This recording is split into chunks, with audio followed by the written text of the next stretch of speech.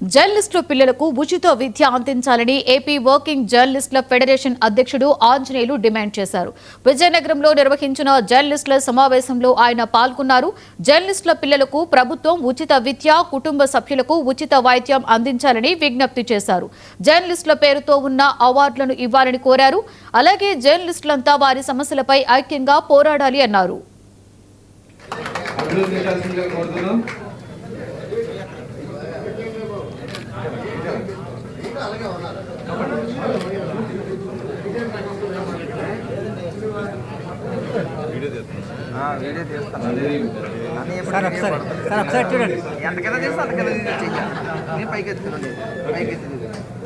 ఇప్పుడు శ్రీనిబాబు గారిని మన విజయనగరం జిల్లా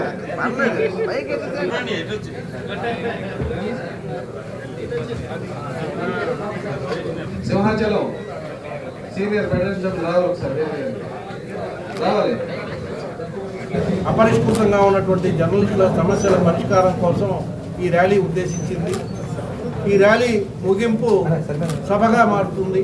ఈ సభకు రాష్ట్ర సమాచార శాఖ మంత్రిని, కార్మిక శాఖ మంత్రిని ఇద్దరిని ఇన్వైట్ చేసి జర్నలిస్టులు ఎదుర్కొన్నటువంటి సమస్యల మీద ఒక మహాధరణి సమర్పించడం జరుగుతుంది.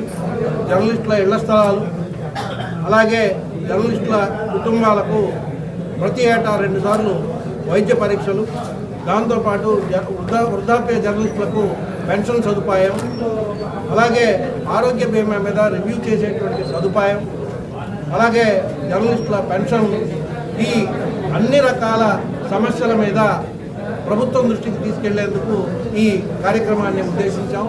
కాబట్టి ఈ కార్యక్రమాన్ని విజయవంతం చేయడంలో అన్ని జిల్లాల నుంచి పెద్ద సంఖ్యలో జర్నలిస్టులు పాల్గొంటున్నారు. అందులో భాగంగా ముందు ఉత్తరాంధ్ర జిల్లాల్లో ఈ పర్యటన తలపెట్టాం. అందులో భాగంగానే ఈవేళ విజయనగరం రావడం జరిగింది. విజయనగరంలో ఫెడరేషన్ కార్యకర్తలతో, సభ్యులతో సమావేశం నిర్వహించాం. అపరిష్కృతంగా ఉన్నటువంటి జర్నలిస్టుల సమస్యల పరిష్కారం కోసం ఈ ర్యాలీ ఉద్దేశించింది. ఈ ర్యాలీ ముగింపు సభగా మారుతుంది. ఈ సభకు రాష్ట్ర సమాచార శాఖ మంత్రిని, కార్మిక శాఖ మంత్రిని ఇద్దరిని ఇన్వైట్ చేసి